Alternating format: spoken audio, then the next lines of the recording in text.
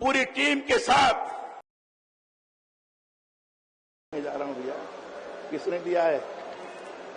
मैं अभी समाप्त करने जा रहा हूं। मुझसे अगर बुला रहे हो तो मेरे जो कल्याण सिंह जी के संबंध रहे, मैं अपने को रोक नहीं पाऊंगा, इसलिए मुझे रोकने की बात मत सोचो। मैं संक्षेप में बोलूंगा, लेकिन हमारे संबंध जिस तरह के रहे हैं उसको न राजू जी आज जानते होंगे, न संदीप जानता होगा। भारत माता की, या जोर से आवाज आनी चाहिए। ये पता लगना चाहिए कि हम कल्याण सिंह जी के भूमि पर यहां विद्यमान हैं, इसलिए उसी प्रकार की बुलंद आवाज आनी चाहिए। भारत माता की, भारत माता की। आज हिंदुत्व को जिन्होंने साकार स्वरूप प्रदान किया था, केवल पूरे हिंदुस्तान भर में ही नहीं तो दुनिया में एक विशेष प्रकार से उनके नाम की उक्ति हुआ करती थी। ऐसे स्वर्गीय कल्याण सिंह जी के चौथी पुण्यतिथि के अवसर पर यहां आए हुए हिंदुत्व को साकार रूप प्रदान करने की दिशा में सनातन की सहज रूप से लोगों के अंदर अनुभूति कराने की दृष्टि से जो सक्षम मुख्यमंत्री हैं, जिन्होंने अपने दायित्व का बड़ी कुशलतापूर्वक निर्वहन किया है, चाहे कानून व्यवस्था हो, चाहे प्रदेश का विकास हो, दोनों दिशा में जिन्होंने उत्तर प्रदेश को उत्तम प्रदेश बनाने के लिए लोगों का आह्वान किया है, ऐसे हमारे यशस्वी मुख्यमंत्री आदरणीय श्री योगी आदित्यनाथ जी। मंच पर विराजित जो बहन आपके बीच में आई, उमा जी, बड़ा पुराना हम लोगों का परिचय संबंध है। इन्होंने हमेशा अपने ललकार से जनता को जीवंत रखा, अपनी ललकार से हमेशा राम जन्मभूमि के प्रति लोगों के अंदर आकर्षण पैदा किया था। ऐसी बहन उमा भारती जी। मंच पर विराजित हमारे केंद्रीय मंत्री, बड़े ही गतिशील व्यक्तित्व के धनी, शिक्षा के क्षेत्र में नई शिक्षा नीति को लागू कर केवल भारत को नहीं तो दुनिया को भी भारत की शिक्षा नीति कैसी होनी चाहिए, इस प्रकार के एहसास कराने वाले हमारे आदरणीय श्री धर्मेंद्र प्रधान जी, भारतीय जनता पार्टी के प्रदेश के अध्यक्ष श्रीमान भूपेन्द्र चौधरी जी, हमारे उत्तर प्रदेश के दोनों उप मुख्यमंत्री श्रीमान केशव मौर्य जी, ब्रजेश पाठक जी, हमारे सभी सम्मानित मंत्रीगण जिन्होंने ये आयोजन किया है। कल्याण सिंह जी के सुपुत्र, उनके पौत्र, दोनों के अंदर कल्याण सिंह की प्रतिमा झलकती है। ऐसे राजू भैया, संदीप जी, मंच पर विराजित पार्टी के बड़े वरिष्ठ कार्यकर्तागण जिन्होंने इस कार्यक्रम को सफलीभूत करने की दिशा में लगातार प्रयास किया है, ऐसे सम्मानित मंचगण, यहां आए हुए बड़ी तादाद में आसपास के जिलों से भी, यहां के लोग भी, जो कल्याण सिंह जी के पुण्यतिथि को सहज रूप से लोगों के सामने प्रस्तुत करने के लिए, उनके प्रति श्रद्धांजलि अर्पित करने के लिए आए हुए ऐसे सभी सम्मानित नागरिक बंधुगण, माताएं, बहनें, पत्रकार मित्रों, छायाकार बंधुओं, मित्रों, कल्याण सिंह जी नाम आते ही लगता है कि वो हमारे पास बैठे हुए हैं। हम लोग अपना अभिन्न संबंध था, उस संबंधों का वर्णन मैं शब्दों में नहीं कर सकता। परिचय तो बहुत पहले से था, लेकिन 1980 में भारतीय जनता पार्टी की स्थापना के बाद स्वर्गीय माधव प्रसाद जी त्रिपाठी पार्टी के अध्यक्ष थे। हम 3 महामंत्री थे, कल्याण सिंह जी थे, मैं था और स्वर्गीय सूर्यकृष्ण जी थे। हम तीनों महामंत्री और माधव बाबू काम करते थे। माधव बाबू 86 में उनका स्वर्गवास हो गया।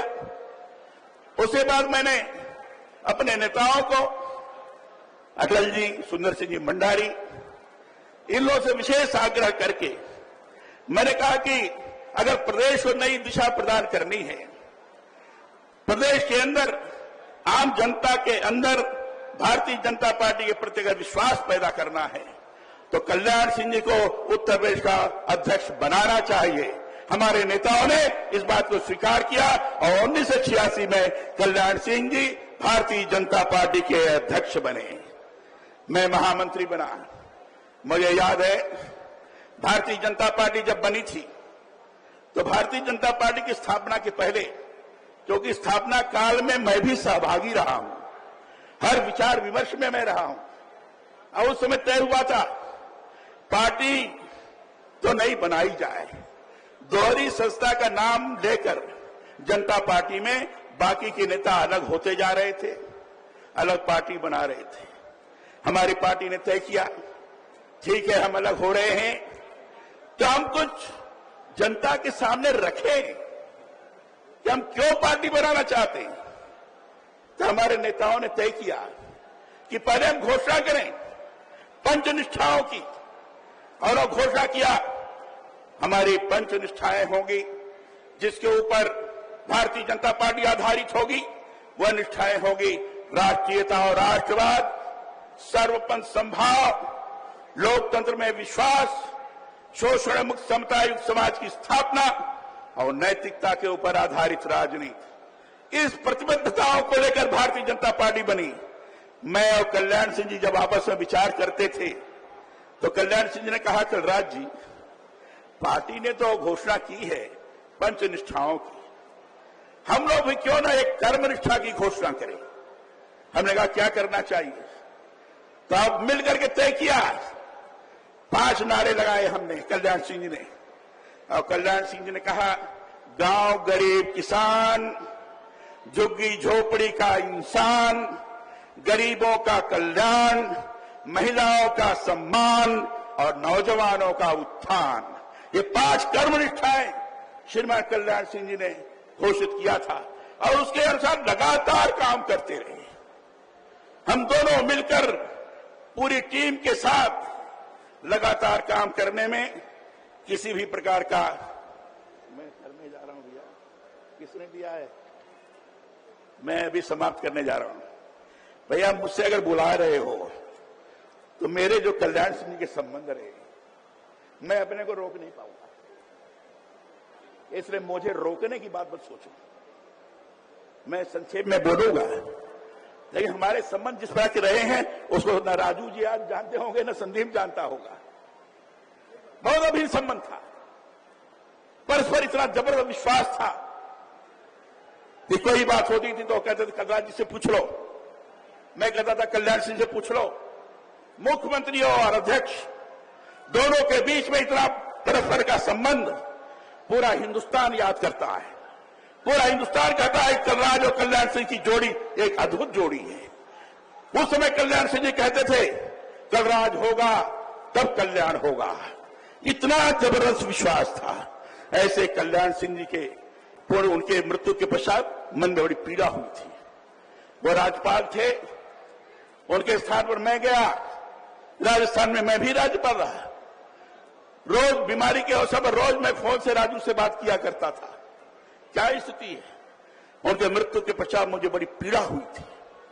कल्याण सिंह नहीं रहे, वह आदर्श स्वरूप देखने को नहीं मिलता है। इसलिए आज उस प्रकार के व्यक्तित्व जिन्होंने हिंदुत्व को प्रखर किया, जिन्होंने राम जन्मभूमि आंदोलन के अंदर जेल में भी जाकर हम सब लोगों को कार्य करने की दृष्टि से आगे बढ़ाया, जिन्होंने दुनिया के अंदर भारत का स्वाभिमान क्या होता है, उत्तर प्रदेश का स्वाभिमान कैसा है, इसको दर्शित कराने का प्रयास किया, ऐसे कल्याण सिंह जी की आज पुण्यतिथि है।